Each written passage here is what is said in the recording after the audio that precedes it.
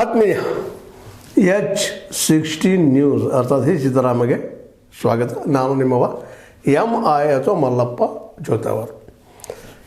KN Rajanna ರಾಜೀನಾಮೆ ಕೊಟ್ಟರು, ಅವ್ರು ಕಿತ್ತು ಹಾಕಿದರು, ಹೈಕಮಾಂಡ್ ಕೇಳಿಸ್ಲಿಕ್ಕೆ ಕಾರಣನೋ, ಸಿದ್ದರಾಮಯ್ಯರು ಎಷ್ಟೋ ಪ್ರಯತ್ನ ಮಾಡಿದರು, ಹೈಕಮಾಂಡ್ ಇವ್ರನ್ನ ವಜಾ ಮಾಡಲೇಬೇಕಂತ ಹೇಳಿತು, ಏನೂ ನಡೀತಿದೆ ಅಷ್ಟಲ್ಲ. KN ರಾಜಣ್ಣ ಈಗ ಮಾಜಿ ಸಚಿವರು, ಜೊತೆಗೆ ಇದ್ರ ಮೇಲೆ ಸಾಕಷ್ಟು ಚರ್ಚೆ ನಡೀತದೆ. ಕಾರಣ ಇಷ್ಟ, ಇವತ್ತು BJP ಇದ್ದಿದ್ದು ಈ ಒಂದು ಅವಕಾಶವನ್ನು ಸುವರ್ಣ ಅವಕಾಶ ಅಂತ ತಿಳ್ಕೊಂಡು ಬಾಚಿಕೊಂಡ ರಾಹುಲ್ ಗಾಂಧಿಯವ್ರನ್ನ ಅಟ್ಯಾಕ್ ಮಾಡುವಂಥ ಎಲ್ಲ ಪ್ರಯತ್ನವೂ ಮಾಡ್ತಾಯಿದೆ. ಸಹಜದ, ಯಾಕಂದ್ರೆ ನೇರಾನೇರವಾಗಿ ಮೋದಿಯವರ ಮೇಲೆ ಇದು ಆರೋಪ. ರಾಹುಲ್ ಗಾಂಧಿಯವ್ರದ್ದು ಮತಗಾಳ ಸುಳ್ಳುಗಾರ ಬೆಂದು ಆರೋಪ ಮಾಡ್ತಾ ಇರ್ತಾರೆ. ಸಹಜವಾಗಿ ಇದು ಅವ್ರಿಗೆ ಬ್ರಹ್ಮಾಸ್ತ್ರನ ಕೊಟ್ಟಂಗೆ ಆಗಿಬಿಟ್ಟದ. ಇದೇ ಮಾತನ್ನು ನಮ್ಮ ಸಿದ್ದರಾಮಯ್ಯನವರು ಸಾಕಷ್ಟು ಹೈಕಮಾಂಡಿಗೆ ಮನವರಿಕೆ ಮಾಡುತ್ತಲಾಗಿ ಹೇಳಿದರು ಸಹ. ಹೈಕಮಾಂಡಿಗೆ ಸಲ ಮಾತ್ರ ಈ KN ರಾಜಣ್ಣರ ವಜಾ ಮಾಡೋ ವಿಷಯದಲ್ಲ ಯಾಕೋ ಏನೋ ಮನಸ್ಸು ಮಾಡಲಿಲ್ಲ, ತೆಗೆದು ಹಾಕೇ ಬಿಡ್ತು. ಇದಕ್ಕೆ ಕಾರಣ ಒಂದು, KN ರಾಜಣ್ಣರು ಒಂದೇ ದಿನದಲ್ಲಿ ಈ ವಿಷಯವನ್ನು ಡಿಸಿಷನ್ ಮಾಡಿದ್ದಲ್ಲ. ಹೈಕಮಾಂಡ್ ಇವರ ವ್ಯಕ್ತಿತ್ವದ ಬಗ್ಗೆ ಅಭ್ಯಾಸ ಮಾಡಿಕೊಂಡು, ಮತ್ತು ಇವರು ಈಗಾಗಲೇ ಹೇಳಿದ್ದೀನಿ ನಿಮಗೆ, ನಮ್ಮ ಕಾಂಗ್ರೆಸ್ನಲ್ಲಿ ಯತ್ನಾಳ್ ಇದ್ದಂಗೆ ಇವರು ಅಂತ. BJPಯವರಿಗೆ ಅನಿವಾರ್ಯ ಆಯಿತು ಯತ್ನಾಳ್ ಕಿತ್ತು ಹಾಕೋದಕ್ಕೆ. ಬೇಡ ಮರೇನು ಸಹವಾಸ, ಎಷ್ಟೋ ಹಿಂದುತ್ವವಾದಿ ಇದ್ದರು ಸಹಿತ, ಈ ಮಹಾನ್ ಹಿಂದುತ್ವವಾದಿ ಇದ್ದರು ಸಹಿತ ಬೇಡ ನೀ ನಮಗೆ, ಯಾಕಂದ್ರೆ ನಮ್ಮ ಪಾರ್ಟಿಗೆ ಇಮೇಜಿನ ಕೆಲಸ ಹೋಗ್ತಿರ್ತೀಯ ಅಂತೇಳಿ. ಹೀಗೆ ಇವತ್ತು ಅದೇ ಪರಿಸ್ಥಿತಿ KN ರಾಜನ್ ಅವ್ರಿಗೆ ಬಂದದ.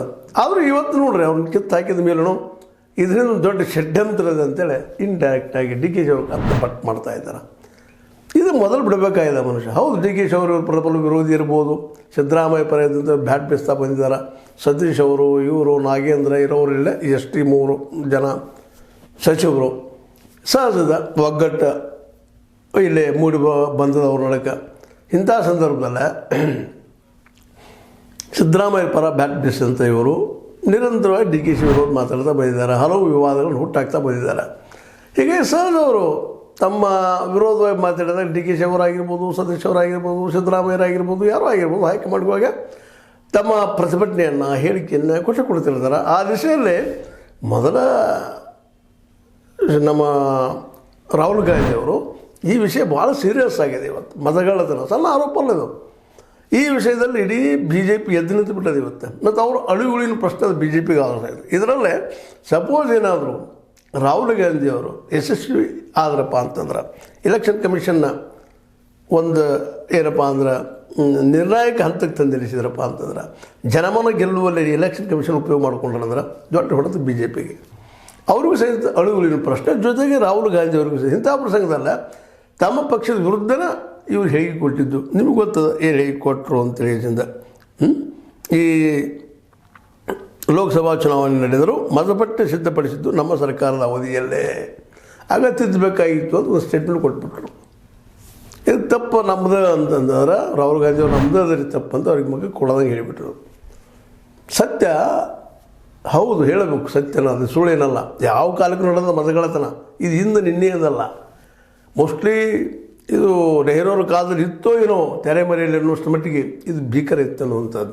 ಆದರೆ ಅವತ್ತು ವಿರೋಧ ಪಕ್ಷ ಬಲಿಷ್ಠ ಇಲ್ಲದಕ್ಕಾಗಿ ಸಹಜವಾಗಿ ಕಾಂಗ್ರೆಸ್ ಗೆಲ್ತಾ ಬಂತು ಅನ್ನೋದು ಹಳಿ ಇತಿಹಾಸ. ಈಗ ಏನು ಹೇಳಿ ಬಯಸ್ತಾ ಇದ್ದೀನಪ್ಪ ಅಂದರೆ, ಇದು ನಿರಂತರ ಬಂದಂಥದ್ದು ಮತಗಳತನ ಮಾಡೋದು. ಬ್ಯಾಲೆಟ್ ಪೇಪರ್ ಕಳ್ಳತನ ಆಗಿರ್ಬೋದು, ಮತ್ತೇನಾಗಿರ್ಬೋದು, ಬೋಗಸ್ ವೋಟ್ ಆಗಿರ್ಬೋದು, ರಿಗ್ಗಿಂಗ್ ಇರ್ಬೋದು, ಇವೆಲ್ಲ ಬೇರೆ ಬೇರೆ ಮುಖಗಳು ಅದಾವೆ. ಆದರೆ ಎಲ್ಲ ಒಂದೇ ಉದ್ದೇಶ. ಈಗಂತೂ ಈ ನಮ್ಮ EVM ಮೂಲಕ ಆಗಿರ್ಬೋದು, EVMದ ಅದ್ರಲ್ಲಿ ನೋಡಿರಿ VVPAT ಹಾಕಿರೋದ್ರೆ ಹಾಕ್ತಾ ಇಲ್ಲ. ಇವೆಲ್ಲ ಏನಂದರೆ ಮತಗಳತನಕ್ಕೆ ಹಾಯಿಗಳೆಲ್ಲ ಇವು. ಮತ್ತು ಬಿಹಾರ, ಉತ್ತರ ಪ್ರದೇಶ ಅಂತ ಮತಗಳತನಕ್ಕೆ ಪ್ರಸಿದ್ಧವು. ಅದ್ರ ಪ್ರಭಾವ ಉಳಿದ ಕಡೆನೂ ಆಗಿ ಎಲ್ಲ ಕಡೆನೂ ಇಡೀ ಆಲ್ ಓವರ್ ಇಂಡಿಯಾದಲ್ಲೇ ಹೆಚ್ಚು ಎಲ್ಲ ಪಕ್ಷಗಳು ಇವತ್ತು ಮತಗಳತನ ಮಾಡ್ತಾ ಇದ್ದಾವೆ. ಅದು ಗೊತ್ತಿದ್ದು ರಾಹುಲ್ ಗಾಂಧಿಯವರು ತಮ್ಮ ಪಕ್ಷದ ಆಗ್ಯದ ಭಯಂತ ಗೊತ್ತಿದ್ದು ಅದು ಹೋರಾಟ ಮಾಡ್ತಾಯಿದ್ದಾರೆ, ಅದು ಸ್ವಚ್ಛ ಮಾಡ್ತಾಯಿದ್ದಾರೆ. ಇದೊಂದು ರೀತಿಯಿಂದ ಒಳ್ಳೆಯ ಕೆಲಸನೇ ರೀ. ಇಂಥ ಕೆಲಸಕ್ಕೆ ಹೌದು ನಾವು ಮಾಡಿದ್ವಿ, ಏನಿಲ್ಲ ಬರೋಬ್ಬರ ಅಂತೇಳಿ ಅಥವಾ ಮೌನ ಆಗಿದ್ದರಪ್ಪ ಅಂತಂದ್ರೆ ಇವತ್ತು ನಮ್ಮ ರಾಜರಿಗೆ ಪರಿಸ್ಥಿತಿ ಬರ್ತಿರಲಿಲ್ಲ.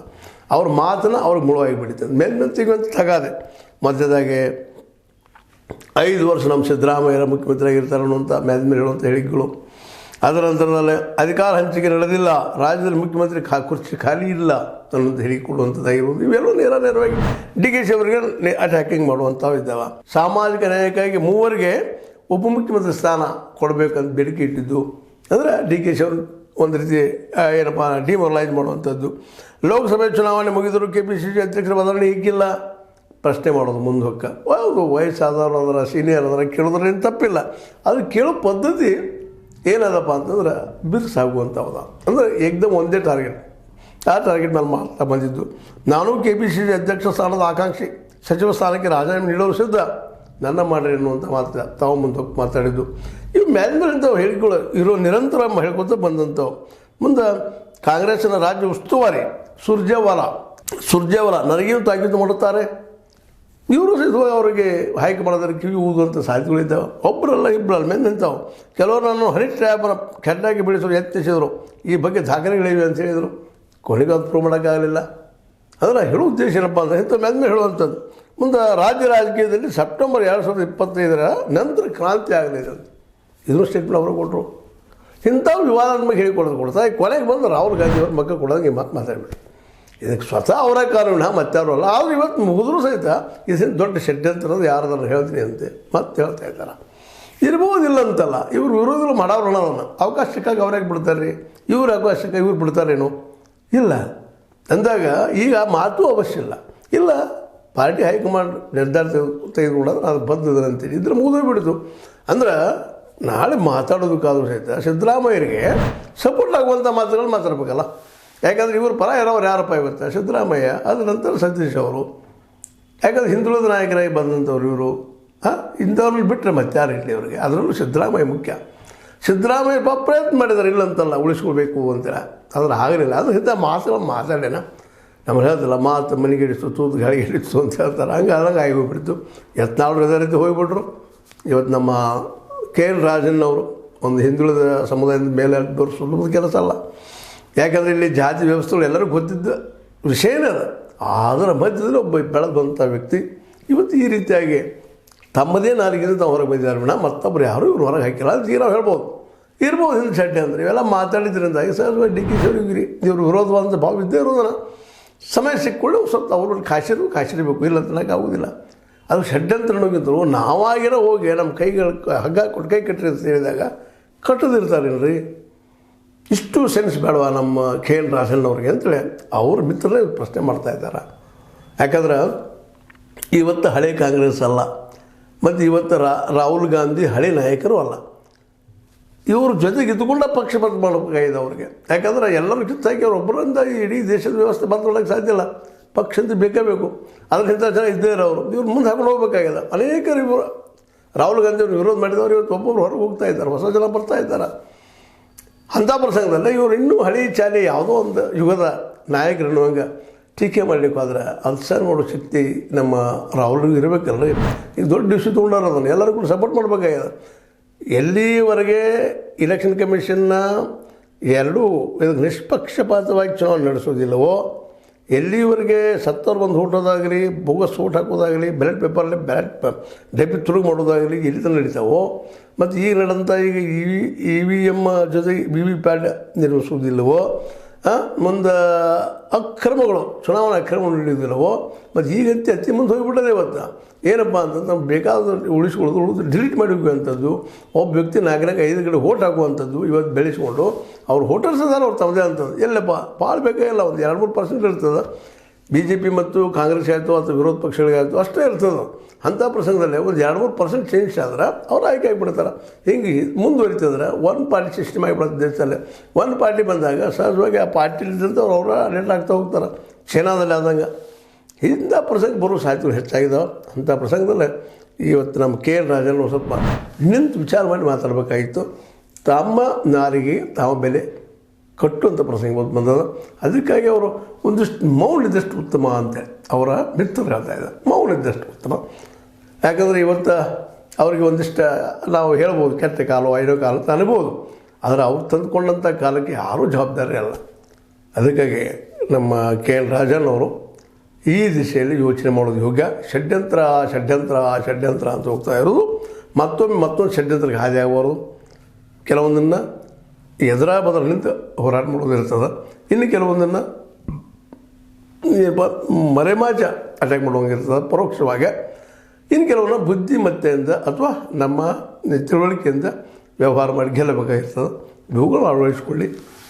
ಎಲ್ಲದಕ್ಕೂ ನಾವು ಮಾತಾಡೋದು ಒಳ್ಳೆಯದಲ್ಲ. ನಿಮಗೊಂದು ಒಳ್ಳೆಯದಾಗಿ ಹೇಳೋದಪ್ಪ ಅಂತಂದ್ರೆ ನಮ್ಮ ಸರ್ವಜ್ಞನ ವಚನ ನಿಮಗೆ ಗೊತ್ತದ, ಮಾತು ಬಲ್ಲಾತಂಗೆ ಮಾತೊಂದು ಮಾನಿಕವು, ಮಾತು ತಾನರಿಯದ ಅಧಮಂಗೆ ಮಾನಿಕವು ತೂತು ಬಿದ್ದಂತೆ ಸರ್ವಜ್ಞ ಅಂತ.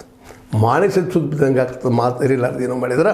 ಯಾಕಂದ್ರೆ ತೂತು ಬೀಳುವಂಥ ವಿಷಯ ಅಲ್ಲ ಅದು, ಮಾನಿಕ ವಜ್ರ ಹೊಡೆಯುವಂಥವಲ್ಲ, ಆದರೂ ಒಡೆದು ಹೋಗ್ತಾವೆ ಅನ್ನೋಂಥ ಮಾತು ಮಾತಾಡಿದಾಗ ಸಹಜವಾಗಿ ಇವತ್ತು KN ರಾಜಣ್ಣ ಅವ್ರ ನಾಲಿಗೆ ಅವ್ರ ಬಲಿಯಾದಂತ ಹೇಳ್ತಾ, ಆದರೂ ಷಡ್ಯಂತ್ರ ಬಿಡ್ತಾ ಇಲ್ಲ ಅನ್ನೋ ಮಾತು ಅವ್ರಿಗೆ ಮತ್ತೂ ವೈರಿ ಆಗ್ಬೋದು. ಅದಕ್ಕಿಂತಲೂ ಮೌನವಾಗಿ ಸಿದ್ದರಾಮಯ್ಯರ ಜೊತೆಗೂಡಿದ್ದರೆ ಸಾಕು, ಅವ್ರು ಕಾಂಗ್ರೆಸ್ನಲ್ಲಿ ಒಬ್ಬ ನಾಯಕರಾಗಿ ಉಳಿತಾರೆ. ಮತ್ತು ಇನ್ನಷ್ಟು ಏನೋ ಕೇಳ್ತಾ ಇದ್ದಾರೆ, BJP ಹೋಗ್ತಾರ ಅಂತೇಳಿ. ಸಹಜದ BJPಗರ ಅವ್ರನ್ನ ಹೇಳ್ಕೋಬೇಕು ಅನ್ನುವಂಥದ್ದು. ಹೋಗ್ತಾರೋ ಇಲ್ಲೇ ಇರ್ತಾರೋ, ಆದರೂ ಅವ್ರ ವ್ಯಕ್ತಿತ್ವ ನೋಡಿದಾಗ BJP ಕಡೆ ಹೋಗೋದು ಕಡಿಮೆ. ಯಾಕಂದ್ರೆ ಹೋದ್ರೂ ಸಹಿತ ಏನು ಲಾಭ ಇಲ್ಲ ಅನ್ನೋದು. ಯಾಕೆ ಇವ್ರ ಜೊತೆ ಇನ್ನೊಂದವ್ರು ಬರಬೇಕಲ್ಲ, ಒಬ್ಬರು ಹೋದ್ರೆ ಏನು ಲಾಭ ಇಲ್ಲಲ್ಲ. ಒಂದು ಗುಂಪನ್ನು ಹೋದಾಗ ಗೌರ್ಮೆಂಟ್ ಆಗುವಂಥದ್ದು ಮೋಸ್ಟ್ಲಿ ಅಂತಹ ತಪ್ಪನ್ನು ಇವರು ಮಾಡಲಿಕ್ಕಿಲ್ಲ. ಆದರೂ BJP ಅದನ್ನು ಕೆಲಸ ಮಾಡ್ತಾಯಿದ್ದಾರೆ. ಇದು ವಿರೋಧ ಪಕ್ಷದ ಕೆಲಸ ಅಂತ ಹೇಳ್ತಾ, ಇದು ನಿಮ್ಗೆ ಲೈಕ್ ಆಗಿರ್ಬೋದು. ಲೈಕ್ ಮಾಡಿ, ಶೇರ್ ಮಾಡಿ, ಕಮೆಂಟ್ ಮಾಡಿ, ಜೊತೆಗೆ ಸಬ್ಸ್ಕ್ರೈಬ್ ತಿಳಿಸ್ಬಿಡ್ರಿ. S60 ನ್ಯೂಸ್ ಅರ್ಥ ಸೀತಾರಾಮ ಸತ್ಯದ ಕೈಗೊಂಡೆ ವಂದನೆಗಳು.